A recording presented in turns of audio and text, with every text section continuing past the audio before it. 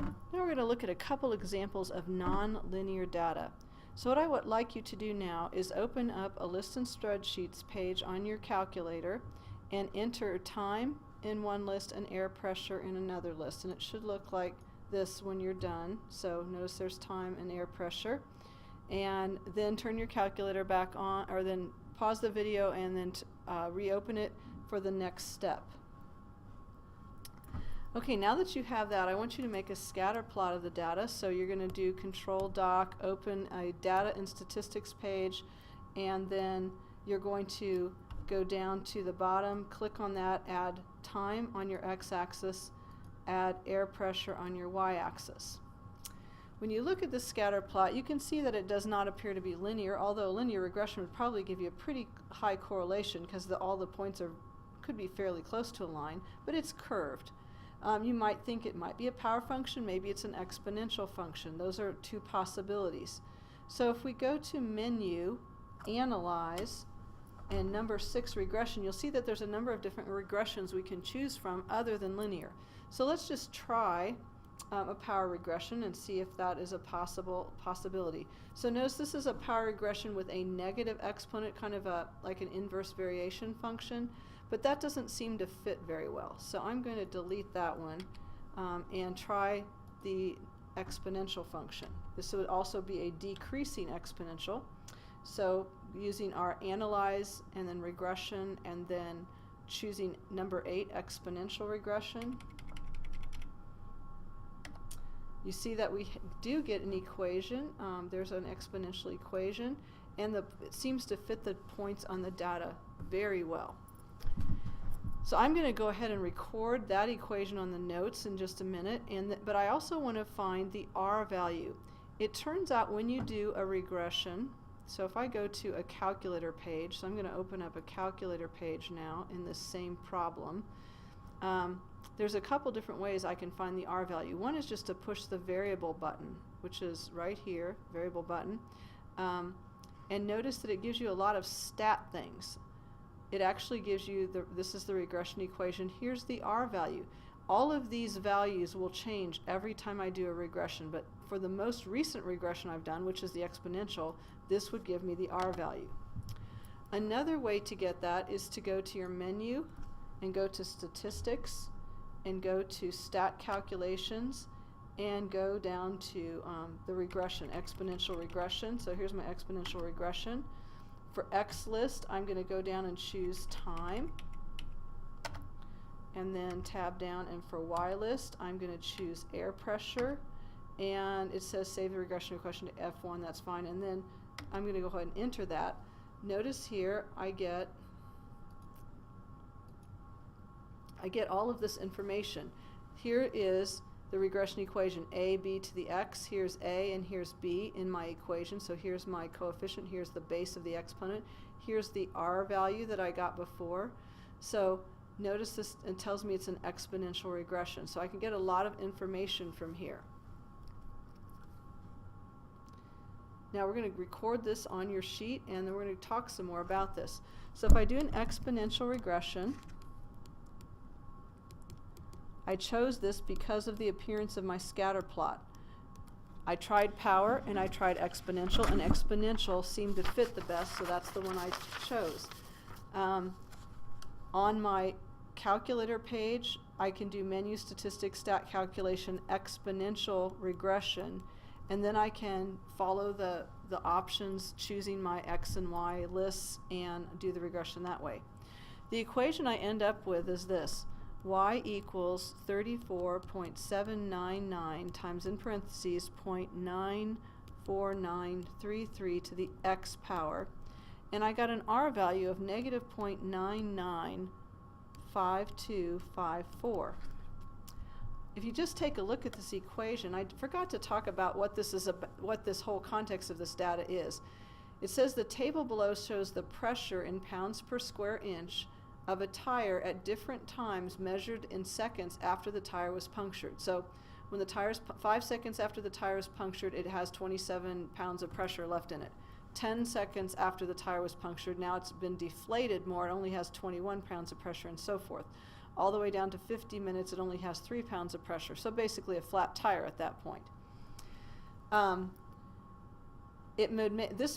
The equation makes very good sense because we have a base that's less than 1, which means we have a decreasing function. Also, we have a coefficient of about 35 here, 34.8. When x is 0, this whole term becomes becomes 1. Anything raised to the 0 power is 1. So y is just equal to the 34.799. So that means when the time is 0, before we've punctured the tire, then the air pressure is about 34.8, which makes sense in the context of the problem. But there's this pesky r value. R is supposed to represent the strength and direction of a linear association between two variables, but this is an exponential association. So why do we get an r value? That's the question. Why do we get an r value? So we're going to do something to the data. We are going to straighten out or linearize the data by using logs. So we're going to start a new column on my calculator list, and I'm going to call it log of air pressure. And I've already done this on my calculator. Actually, no, I haven't done this on my calculator yet. I'm lying. Okay, so rather than call it log of air pressure, I think I'm just going to call it log of air. And notice you can do an underscore by doing control and the space bar next to the Z, log of air. And I typed in log rather than using the log button because I don't want to do a function here. I just want to type in a title. And if you use the log button, it will confuse the calculator. Think you're trying to take the log of something. Now, underneath here, however, in this box, I actually do want to put in a function. I want to put in a function that says this column C is the log of all the values in column B. So I'm going to type in equal, which is under the control, equals, and then I'm going to use my control 10 to the x. Anyway, I'm going to put in log, and then your calculator will automatically do log base 10 if you don't type in a base, so I'm just going to ignore my base right now. Put my cursor inside this parentheses. I want to take log of my variable air pressure. So how do I find my variable air pressure? Well, I could type in my variable, or I can go to the variable button. And when I click on the variable button, let's try this again. When I click on the variable button, it should drop down all my variables. It doesn't like it for some reason. Okay, let me try putting the 10 in. Maybe that's what my calculator is unhappy about. Okay, click on the variable button.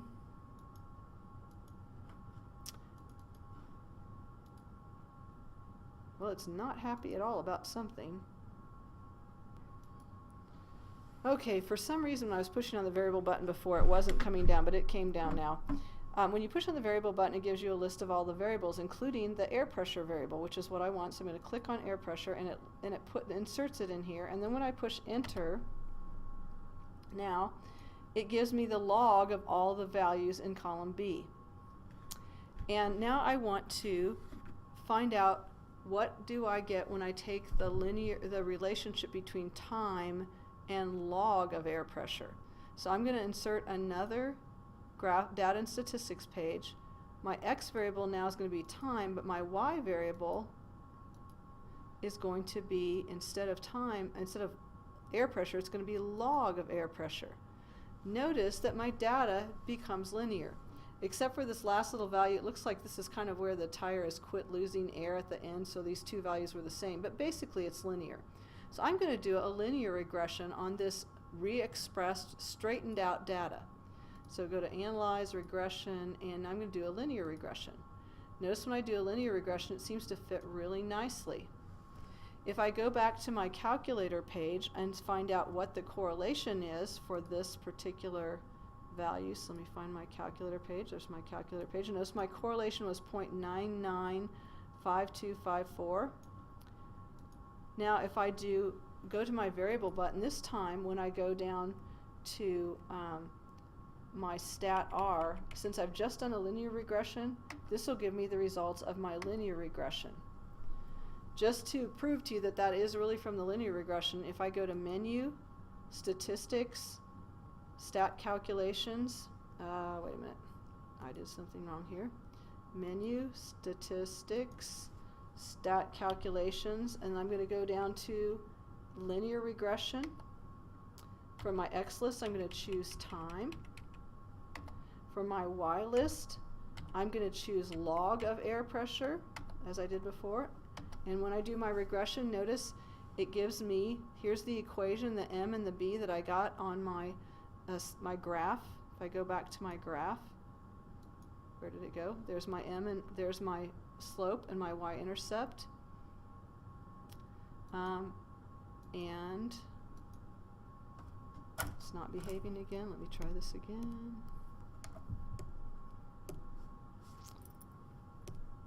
Okay, there we go. And then notice here's my linear regression, and I still get that same R value that I did before. So I'm going to put these values on my notes. When I guess to answer this question, how is this scatter plot different from the original scatter plot? It appears to be linear. Okay, so let's put in the equation that we got when we did the linear regression of time and log of air pressure. Oops, sorry, wrong page. So we got y equals negative 0.022583x plus 1.54157. There's my slope and my y-intercept. And we got the r was still negative 0.995254, which is the same r value we got as we did when we did the exponential regression. So I'm going to show you algebraically why we got that same r value as we did when we did the exponential regression. So what we're going to do is start with the exponential equation. Y equals 34.799 times 0.94933 to the x power. We're then going to take the log of both sides of the equation. We have to take the log of the entire right side of the equation. Whenever you do anything to both sides of the equation, you have to do it to the entire side. Now, I want to make this look like a linear equation, so I'm going to split up the logs on the right-hand side. It's the log of two numbers that are multiplied together. So I'm going to split it up into the sum of two logs, not 0.34. Log of 34.799 plus log of 0.94933 to the x power. Now, using rainbow rule, I'm allowed to bring that x up front. So now I'm going to have log of y is equal to log of 34.799 plus x times log of 0.94933. Now, if you stop for a moment and calculate these two values, you will find that log of y is equal to 1.54157 plus x times negative 0.022583. If I do a little rearranging, I have log of y is equal to negative 0.022583 times x plus 1.54157. Notice that this is the slope and y-intercept that I got when I did the linear equation of x and y, in which x was my original value, time, and y represented log of air pressure. So notice this log of air pressure is this y value. So notice now that what really I'm doing when I take an exponential regression is I'm taking a linear regression of x and the log of y and calculating that r value and then converting back. So your calculator is doing quite a lot internally. So r measures the with an exponential regression, r is measuring the linear relationship between x and log of y. Your calculator is linearizing the data, performing a linear regression, and then converting back to exponential form. Now, I'm going to stop the video now, and I'm going to do the second example a little more quickly on the next example too on the next page. We'll do that on a separate video.